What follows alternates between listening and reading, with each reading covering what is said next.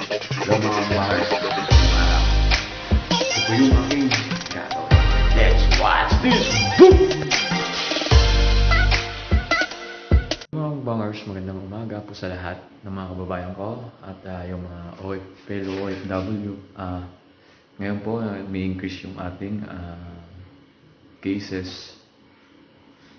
Lagi po tayong mag-iingat at always tayong healthy. Lagi nating hugasan yung ating kamay at always social distance para maging safety tayo. Wala namang mawawala kung lagi natin mag-ingat. Ngayon mga bangers is magluluto tayo ng ating special Bisaya version of my favorite Balbacua. Now I will show you how to prepare my own simple recipe of my own Balbacua. Ito po yung ating sahog na gagamitin. Dry chili, oxtail, pata ng baka, onion, ginger, pechay, fresh chili para talagang kakapit yung anghang, and main ingredients, baked beans. Ito yung pinaka-main sa ingredients ng aking Balbacua. Ito yung aking full recipe sa aking pag-prepare ng aking own version ng Balbacua. Napakasimple lang ito mga bangers. Ito tested and proven na to.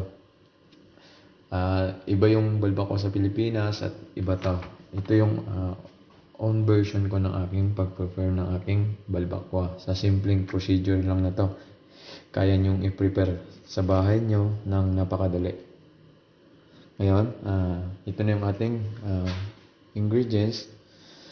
Susunod tayo sa ating next preparation, which is i-slice natin yung mga ingredients. Tara na, samahan niyo mga bangers. I-slice na natin yung ating mga ingredients sa preparation. Itong 1 onion,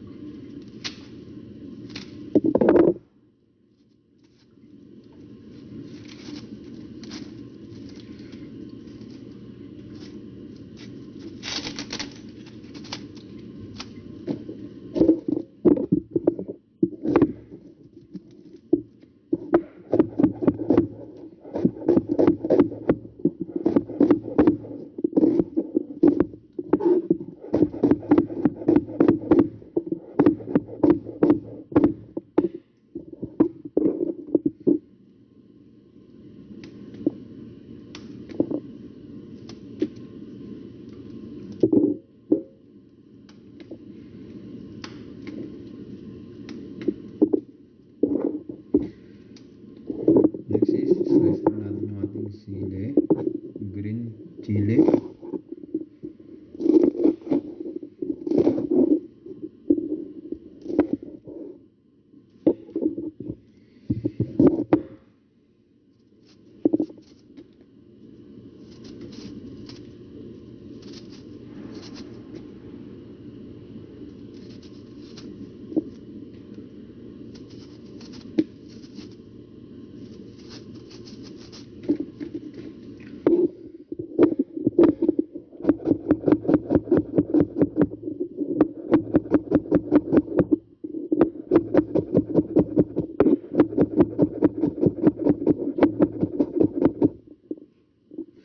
yan lang po, napakabilis lang na preparation. Guys, gigisahin muna natin para mas bangers at lalo lalabas yung aroma ng ating oxtail tsaka yung ating pata. Ngayon, gigisa na natin. Prepare na natin yung ating casserole para mag-proceed tayo sa next procedure na paggigisa. Mga bangers, sobrang init na ng ating casserole. Gigisa natin yung ating onion.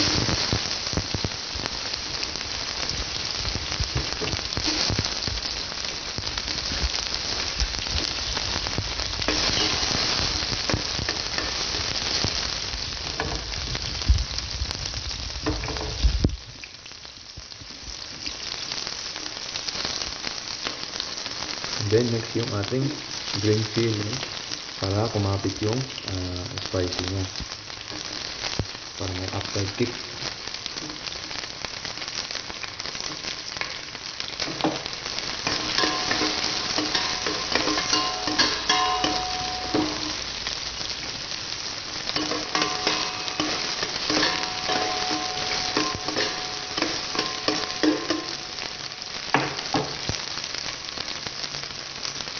Then after that, lalagay natin yung ating ginger, cut into cubes para maging malasa yung ating balbacua, tsaka matanggal yung amoy ng baka, parang lansa niya, para maging mabango yung inyong niluluto. Ayun, so okay na yan mga bangers. Yan na yung texture na hinahanap natin. Medyo golden brown na siya ngayon. Ipapasok na natin yung ating pata.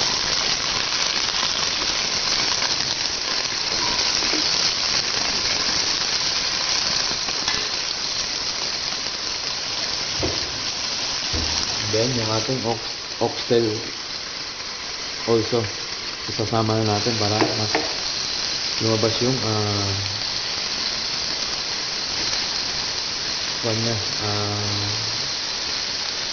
lasa ng baka at magiging matanggal yung tubig. Magmumoist na siya at para lumambot na rin. Ngayon, nahayaan na natin na mag-isa siya sa sarili niyang sabaw yung tubig niya, kasi lalabas yung tubig niyan dahil yung pata oily, is lalabas yung oil niya. Balikan natin after 20 minutes. And then lalagyan natin siya ng water.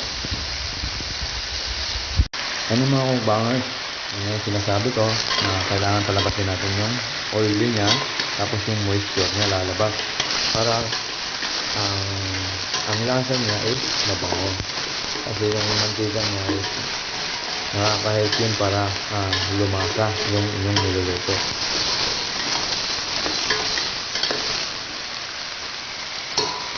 Ngayon, dahil lumabas na yung oily niya, lalagyan na natin ng water para sa pampalambot.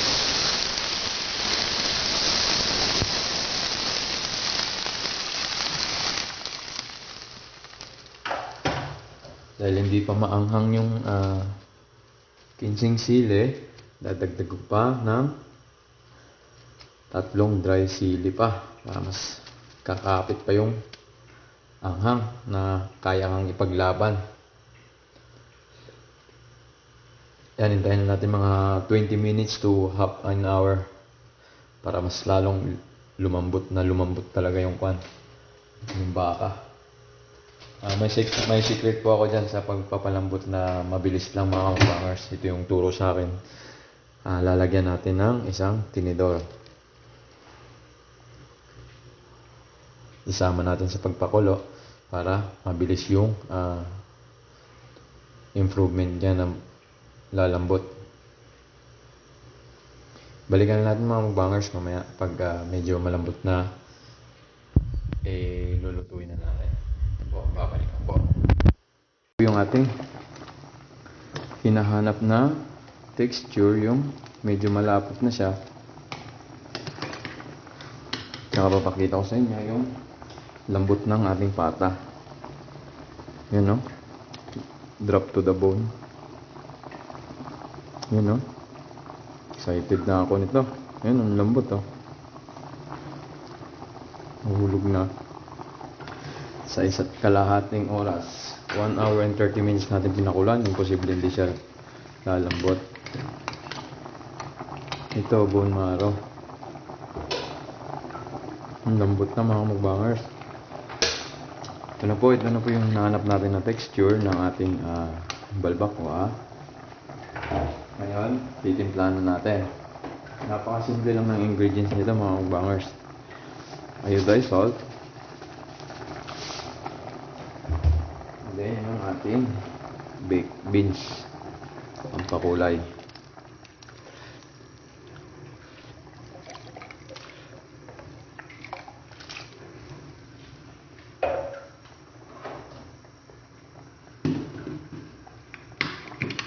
And then, black pepper para may kick yung ating balbacua.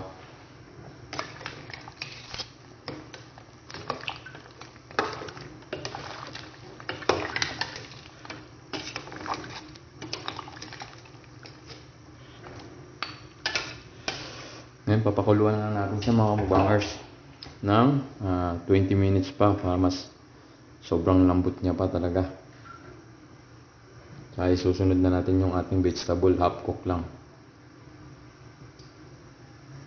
Mga mukbangers, bumalik na tayo. Ginupitan ko yung sarili ko. Hindi na kailangan ng barbershop pala pwede naman pala dito lang sa bahay. Kaya ginupitan ko na para mabago na naman yung hairstyle natin. Ngayon, after 1 hour and half, dahil sobrang tigas talaga ng oxtail, mga mukbangers. Mga mukbangers, ito na po. After half an hour, ito na yung ating drop to the bone na po. Nalalaglag na ng kusa yung ating pata. Ngayon is okay na to. Yung taste niya din okay na. Kaso sobrang anghang lang na kaya kang ipaglaban. Ngayon is half cook na natin yung ating veggies, pechay.